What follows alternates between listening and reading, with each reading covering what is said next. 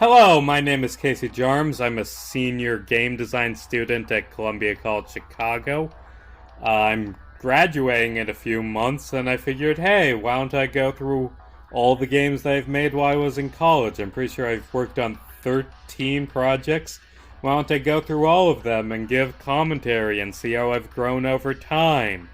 And this'll probably be a few parts. I don't know. Point is, let's go to the first game I ever worked on. Okay, this is the first game I ever worked on, Syrup Sumo Showdown.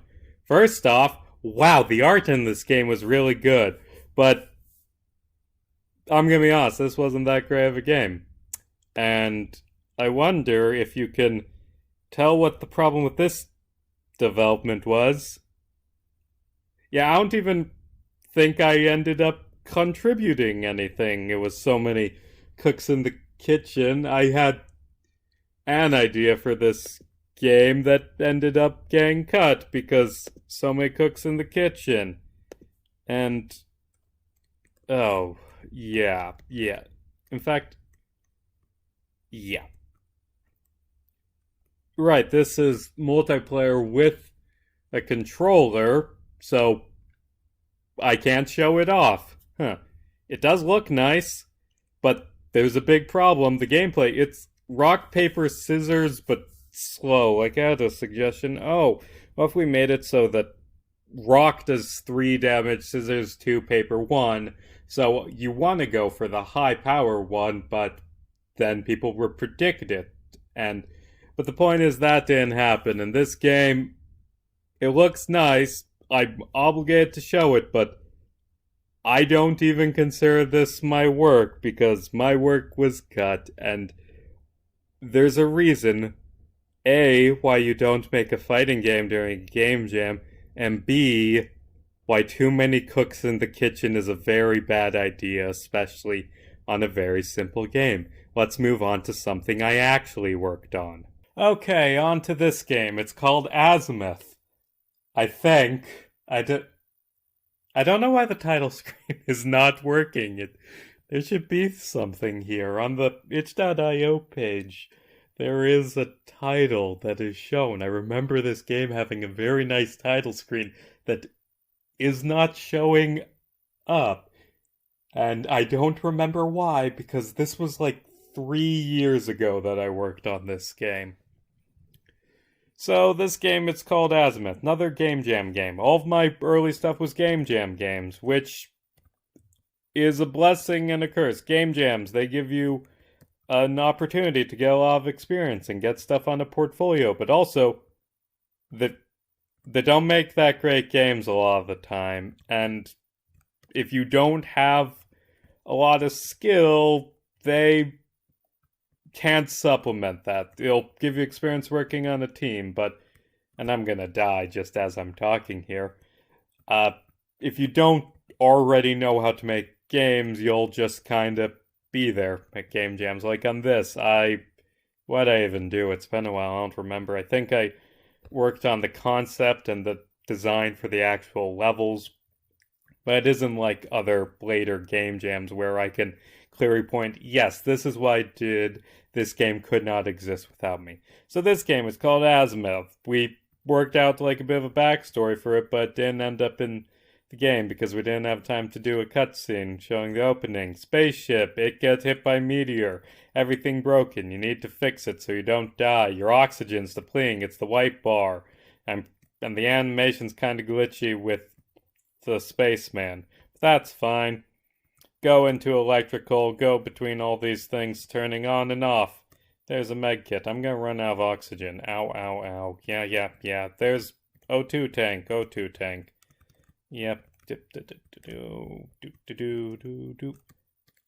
I do like the floatiness of the controls, although, like, from a physics standpoint, why are you pulled south, I guess? I mean, I guess down, but this is a top-down perspective.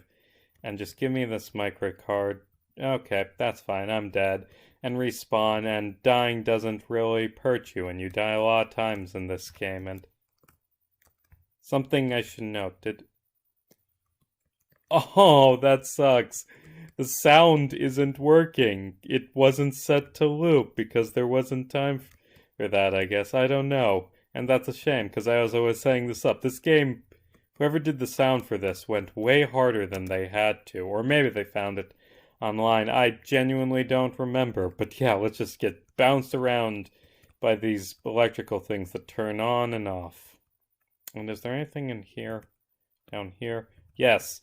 You're collecting things to fix the generator, I guess. I don't know. And yeah, fix the generator and it fixed the lights. And I don't think fixing the engine or the life support actually does anything. Like this, we had a ton of feature ideas that I only vaguely remember. Like, I don't remember what they were, but I remember having a lot of ideas for features and not having time to implement them, which is how game jams go. Like, learning how to do a game jam is a skill that comes with time. And also, game jams aren't the core of my portfolio anymore. They were when I first started out, because I didn't know how to make games on my own, but now I do. And also, the games I make on my own are better than this. And the games I make with teams are really good. Okay, so let's just go through this life support and fix it. And I actually had to fiddle around to figure out. Like, it says A, because it's meant to be played on a controller. Spacebar is what fixes that. Yeah. I don't have as much to say about these early games.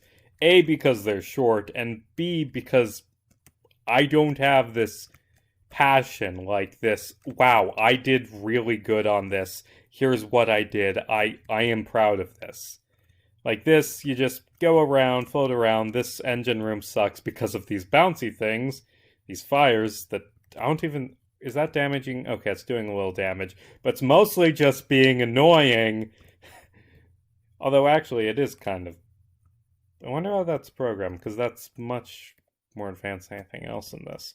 Yeah, I think a fixed engine room. And then there's the sleeping room where everyone is dead, and there's this big black hole that pulls you in. And if you go into it, you die. See? It's dragging me in. I'm hands off the controller, and now I'm dead. But yeah, I don't have as much to say about this or my other early Game Jam games. Now, something like Dream Jump I can talk about for like an hour straight and still not get over everything I have to say about this. But this, it's just early work, and I hope that I'm demonstrating that I have improved over time. And on to the next thing. What even is next? Bone Trussel. That's the answer of what's next. It's Bone Trussel. First game I really made on my own. I mean, all the art was taken from, like, Unity Create with Code tutorials, but yeah, I made a game. This one I actually programmed and designed all the mechanics. Basically, you're a dog. Get bones. Bones hidden around. They're pink, so they stand out against grass. I don't know why they're pink. Don't get hit by car. Like that. Don't do that. Actually kind of like this one. It's very simple and not really good, and you can see the animation is messed up, and these roads are kind of misplaced, like you can see cracks between them. But also, it's fun and cute and simple. When you play as a pug and get hit by cars a lot. Yeah. It's named after Papyrus's boss theme from Undertale. I don't know. Because bones. Actually used that theme for most of development before I switched to a free track because didn't want to get sued. I used to be good at this. Like, when I designed this, I was actually decent at playing this game. But now I'm bad. And there's, like, things you can push around. Maybe bones sometimes spawn under them. They're mostly because it makes it more interesting. Not just flat plain. Yeah. Cars get faster as you collect bones, which is bad for you if you're a dog. See, don't get hit. Don't get hit. Yeah, the dog moves kind of weird, actually, now that I think about it, because its movement is either up or sideways, so it goes diagonal. It's not like dynamic terming, although I don't think that really matters.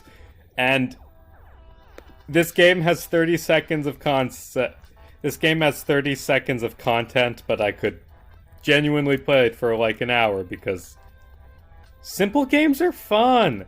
Like, if you want something for your portfolio, like, go for something simple because it's fun, you know? And I don't really have anything else to say about it, other than this is a fun game to dick around in. Should I curse in this? I don't know. On to the next thing. What's the next thing? Mr. Green? No, there was another game jam in between. Welcome to Zenful. This was made for the purpose of being a calm, relaxing game for a game jam, and I kind of like this one. It's incredibly simple. Listen to all the wind chimes, but like, I like the art. It's a simple gameplay idea we have, but it's fun. There's some text here. The monk meditates by the tree, dancing down the path to enlightenment. I wrote this, didn't I? You can tell because it's stupid.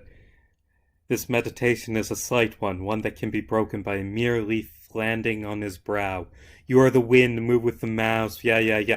Point is, push away the leaves so they don't fall on the monk dude. And it's peaceful and relaxing. And actually, I really like how the leaves ended up.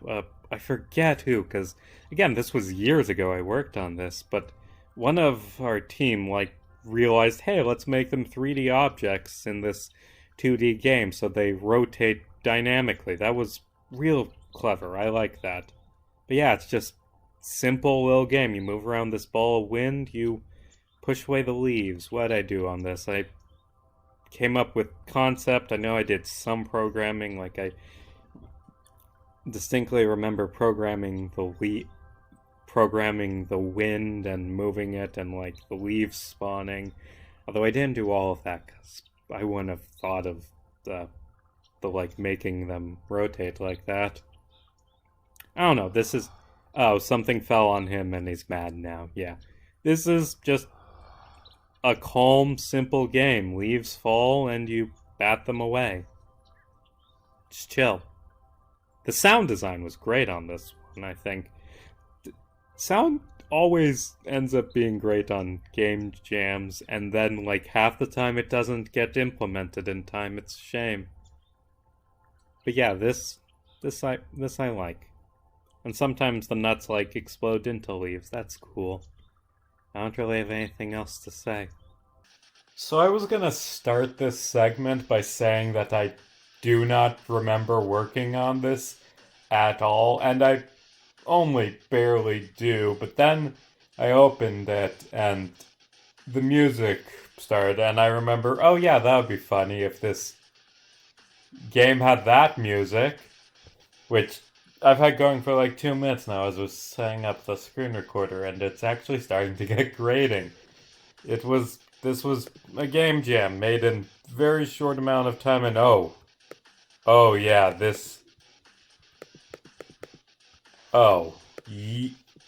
I don't know what to say. This isn't good. Oh, I can do that. The title screen looked nice.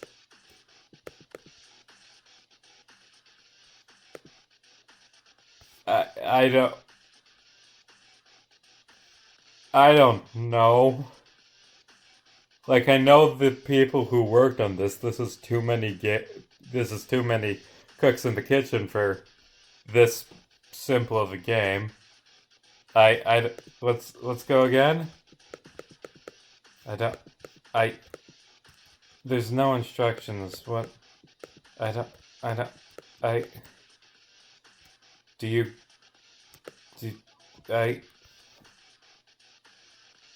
Go to the next one. Hey, you know what's good about going back and playing all your old games? It helps you to realize that 2 years ago, you forgot to actually upload it to itch.io, which is not something you want to do. If you spend a month working on something, you want it to actually be playable. So anyway, this is the magnificent Mr. Green, or Master Green. Whatever. It was my attempt to create an RPG. And I know if I were to look through the code, I would hate it. Because I'm pretty sure it is spaghetti. I'm better at programming now than I was. But yeah, it's an RPG. And oh boy. I did all the art. In case you couldn't tell, the first clue is that it's not good art. I'm pretty sure I just wrote out some text and then added it in as a sprite, like just the screenshot. That's bad. What does it say? This is the Color Valley where the 7 color spirits live in harmony. The god of darkness, Lord Black, has invaded the realm and pulled 6 of the color spirits under its thrall. You are Master Green, the youngest and weakest. Yeah. Save your friends, blah blah blah. Basically, RPG. Got 7 bosses. Take them out. They each give you a new spell. It's like Mega Man. This music's really good. I didn't make it. I found it online. Okay, sure. Let's go with blue first. Blue is pirate. Okay. There's like a dialogue system, and I think you can actually talk out some bells. Yarg, be impressive, Captain. Blah, blah, blah. Okay, no, the enemy's just going to attack. I don't want to read the dialogue, because I am now realizing, years later, that it isn't good. Or, well, it's bad dialogue, but also it's hard to read because it's green, and sometimes it overlaps on the character. So I'm just gonna attack. Yeah, this was my attempt to make an RPG, and I'm gonna lose this battle because I wasted time attacking. So basically, you got your stats, you got health. It's very simple. Oh, I actually beat it. And now I have his water attack, which I can use to take out the fire boss. Who is French, I guess? I don't remember. Yeah, oh, right. You start with Giga Drain, which is... it heals you. Yeah, and Tidal Wave. These turned out surprisingly well. Okay, that one didn't, but I like how the wave and fire looks. Use this. I don't remember what all the attacks do. I did when I made it, but the game doesn't tell you. That's a flaw. You should explain things. I think Tidal Wave, it's like, was it Psybeam from Pokemon, where its damage varies? What's happening? Oh god, that's a game-breaking glitch. I'm attacking the enemy and it's just getting health back. And I died. Okay.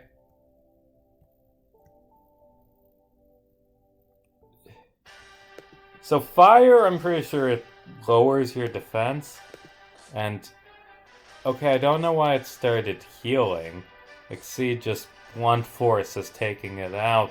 And I don't really have any desire to go back and work through that spaghetti code to figure out how to make this good. This is showcasing old work and talking about it and learning from it. It's not...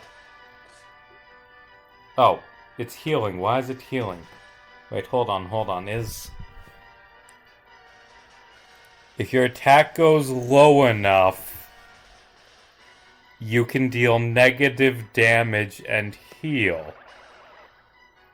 Oh, that is bad game design. Oh boy, this is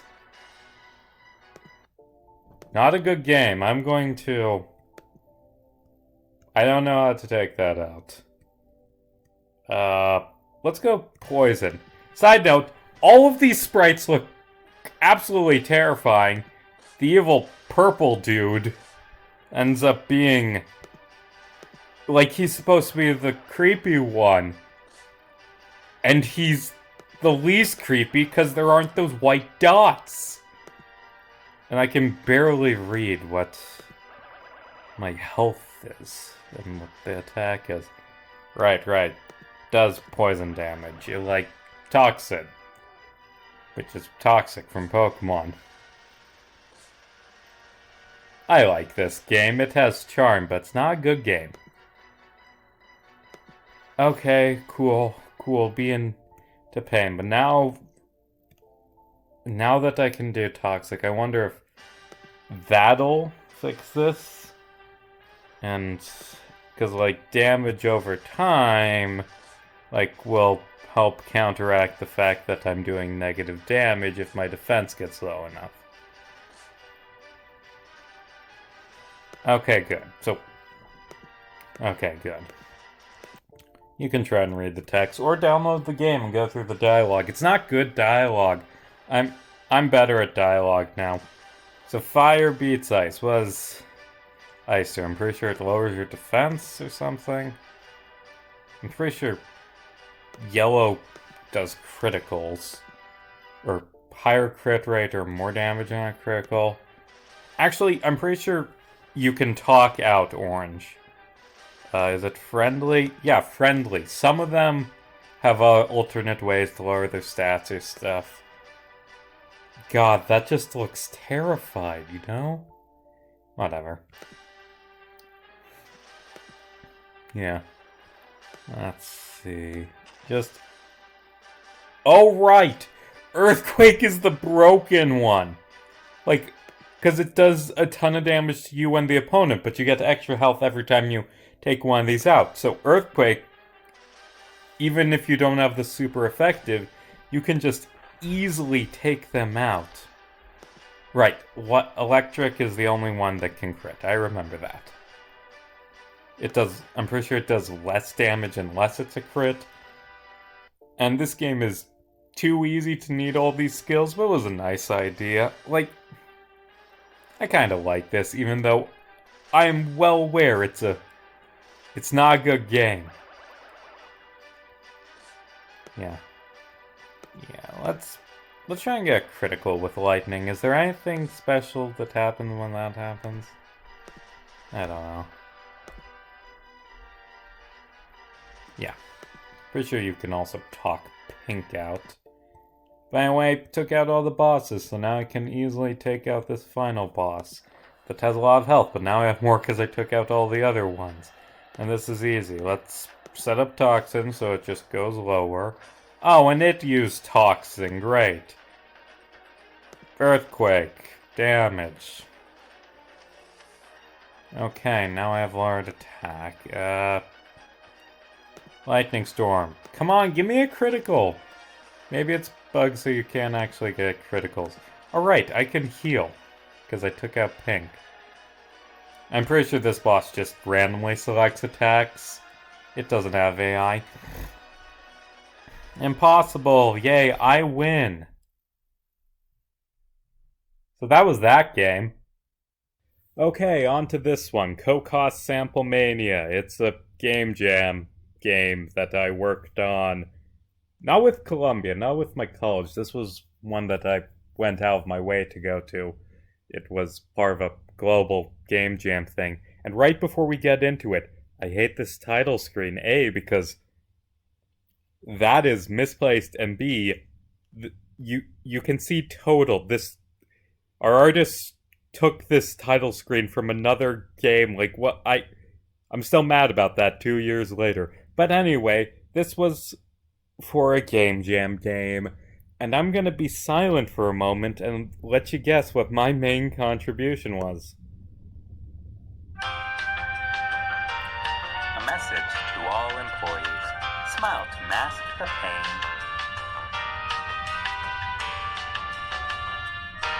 We are watching you, always.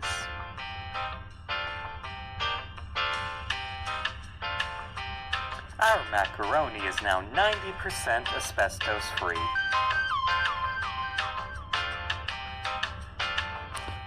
Free samples are not dangerous.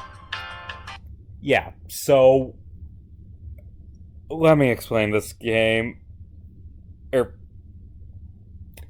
It's set in Costco, or Cocos for legal reasons. It's set in Cocos in a dystopian future. Just go with it.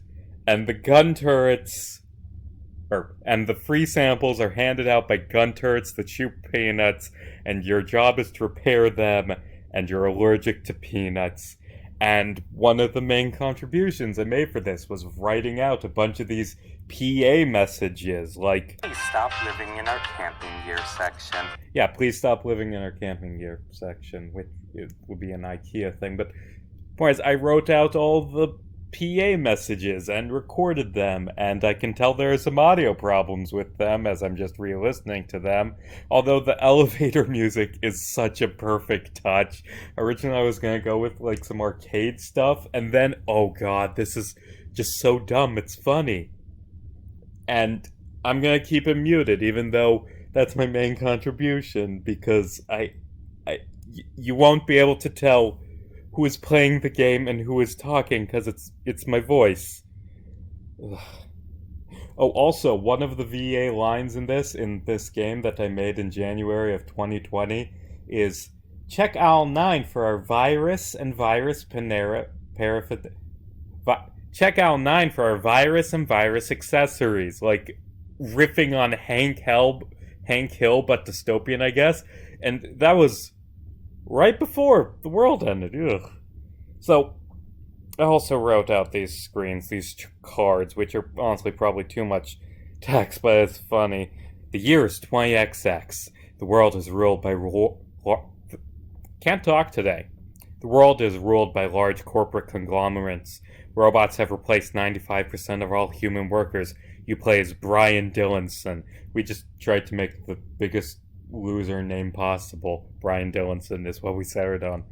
You play as Brian Dillinson, who works as a sample robot repairman for the Cocos Megastore, a bulk grocery superstore.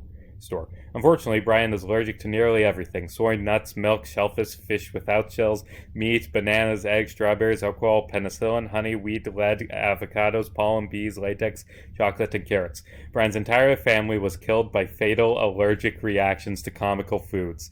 This poorly programmed... The turrets shoot you. It's explaining the game. So, just walking around this, I'm pretty sure I built this out too, which is not the best thing to admit to, because this was made very, very quickly, probably in an hour, rushing for the deadline. And I know that because that's floating. These are just copy-pasted. Some of them are floating. That was an apple and lemon. That's inside. That one's flowing out. I'm pretty sure, as I was double checking that this game worked, that there is in one of the corners, yeah, the wall is in place right. There's a hole you can fall through. Like part 2 of this won't be Game Jam games at all, which is good because they'll be polished and good. But the theme for this Game Jam was repair or fix, something like that. And the idea we had was, and I'll just start playing, is that you're repairing gun turrets, and every time you turn on a gun turret, it gets a little harder because it starts firing at you, see? And they can kind of shoot through the walls, but it's inconsistent, which honestly is a bit of a problem from a design standpoint, and the camera isn't great, but I do like the idea that you are slowly making the game harder for yourself as you're repairing. It was a good idea. Maybe could have been executed better if we had more than like a day. Okay, let's fix up this one. I don't even remember how many turrets there are, and it was a mistake to do that one, because now I'm gonna get shot as I repair this one. There's some strategy to do it. Oh, that's a...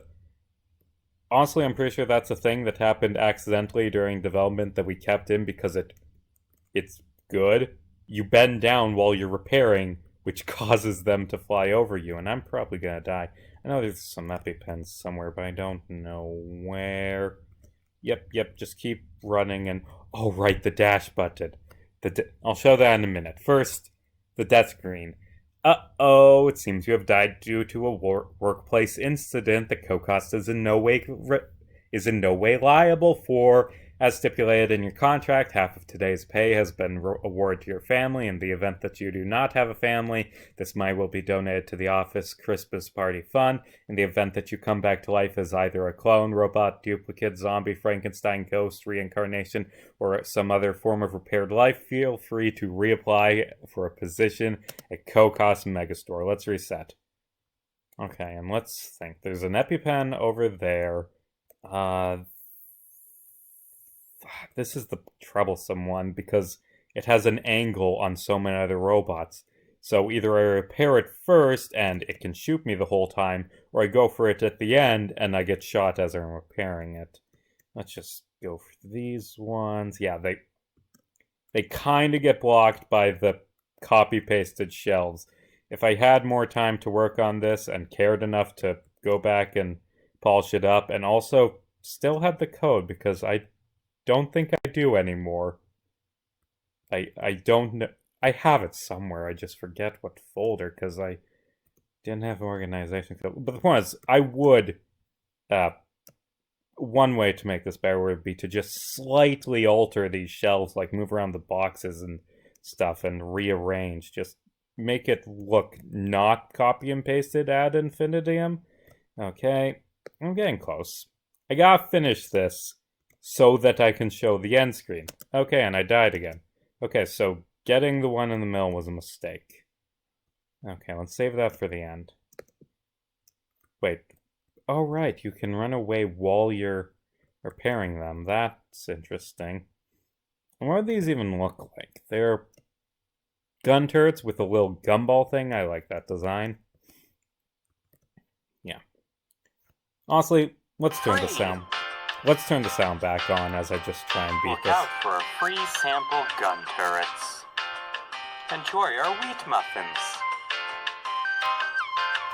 Our prices are lower than our moral standards. That's a good one. Disclaimer.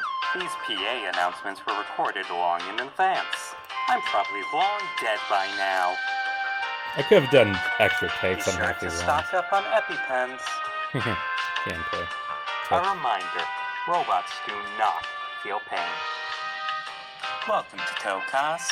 You're here forever. Oh, right, the dash button is Heelys. Because we thought that would be fun. You'll love our free samples. Welcome to Cocos. I love you. Got that idiocracy Cocos humor. is a subsidiary of Megaco, the biggest of the three. Oh, wait, I cut off that good line. Try our penicillin popsicles. Subsidiary of Megaco, one of the 3 remaining companies. Customers. Buy our Cocos members card, or else. Try our penicillin popsicles. Don't be selfish, try our shellfish. Please do not hug other customers. Be sure to stock up on EpiPens. Swallow our delicious samples. Oh god, that's gross. Free samples are tasty. Buy our Cocos members card, or else. Enjoy our cashews. Enjoy our free samples. Clean up on aisle 6. Welcome to Cocos. Please do not run. A reminder, robots do not feel pain. I think I have it. A message to all employees. Smile to mask the pain. And the order of those is randomized, the PA messages. Try our free samples. Welcome to Cocos. I'm pretty sure I recorded this on my Disclaimer, phone, which is why these the audio PA quality is so announcements were bad. recorded long in advance. Okay, I won. Congratulations on surviving another day of work, Brian Dillinson. All of our sample of robots are up and running, and currently shooting you as you're reading this. At least for now. We have deposited enough cash tokens for you to buy 1 day worth of rations onto your Cocos Megastore member card. As a reminder, these cards can only be used at Cocos brand Cocos Megastores. Any attempt to sell this card is punishable by death. As starving customers have a habit of destroying our sample robots, you can expect decades of fulfilling work here at Cocos. See you tomorrow. And that's that game. It needs so much polish and is very simple and short, but I really like the writing I did for it. I like the dystopian Costco. It's such a dumb idea that works so well. And now on to the last Game Jam game. Okay, and this is the last game I'm going to be showing in this part. There will be a part 2. There are 5 more games, the long good ones that I'll show there. This is the last Game Jam game I ever worked on. I should do more Game Jams this year, but I'm busy with working on final projects and making actually good games. I'm pretty sure the theme of this was fruit, and somehow we got on you're like a kiwi bird that people think is a kiwi fruit and take you to a farmer's market and you need to get home. And it's cute and it's dumb, but I like it. The opening cutscene, it's CGs. It's like an Ace Attorney cutscene. But I like them. I'll show them in a minute. They're really cute. By the way, just right off the bat, this is bugging me. It's a very easy mistake to make, like just not checking one thing in the UI to like make it scale. Like it's something I could fix in 10 minutes, but this was built last minute because time limit. Where are the credits? Yeah, you can see everything's messed up. There's my name. There's other people's names. I think there were more artists than Dan Steinmetz and Scott Little, but their names are gone. Sorry, those people. That's on the itch.io, probably. Actually, wait, I think I'm the one who built and uploaded this. I should have checked that. Yeah, this is on my fault. Whatever, it was made in a few hours. Point is, cutscene. Aw, Kiwi go to sleep. Get kidnapped! At Farmer's Market, and now it's a low-poly 3D platformer. The Kiwi doesn't animate, but it is a Kiwi. And you're going through, and there's these little cherries to collect. I really like the sound effects. That's just a nice sound effect. And there are these gun turrets that they're shooting. I don't know, what are those? Fruit? They're dodgeballs, giant grapes? I don't know, it's low poly. I made 2 games in less than a month, both at Game Jams, that involve gun turrets that shoot food at you. And something I'm realizing, this bird controls like a car, like, it's not, there's no strafing, it's just turning. I mean, it's fine, I guess it's a very short game. You know, these gun turrets, they make you drop cherries and knock you back. I remember, like, while working on this, I discovered you could, like, jump on the bullets and use that height to, like, sequence break, but it was hard, and I haven't played this game in, God, 2 years. Yeah, this would have been made right before pandemic, I think in February that year. And the cherries, they just lead you around. Like, game design is when you have a short period of game design as an actual, like, design, making levels, which I worked on this. When you have shit, I fell down. When you have a short amount of time and, like, not a very complex game, there isn't too much you can do, like Dream Jump, which I'm showing next time. That is so much of a better 3D platformer, and the levels are great because there are more mechanics and have, like, months to work on it and fine-tune the levels, but this is fine. It's cute and it's simple, and you can glide by holding down the space bar, and you just platform through this little fruit stand farmer's market I made. There's just a void you can fall off. Actually, I do remember the hot air balloon, because we didn't have an end screen programmed in when we finished, but I had like a few hours afterwards, so like, okay, I'll just download one off of Turbo Squid and program it to end the game. Yeah. Whoop, whoop. Okay, the moving like a car is great. There's a leaf there on the watermelon stand, so if you fall down, you're not screwed. But yeah.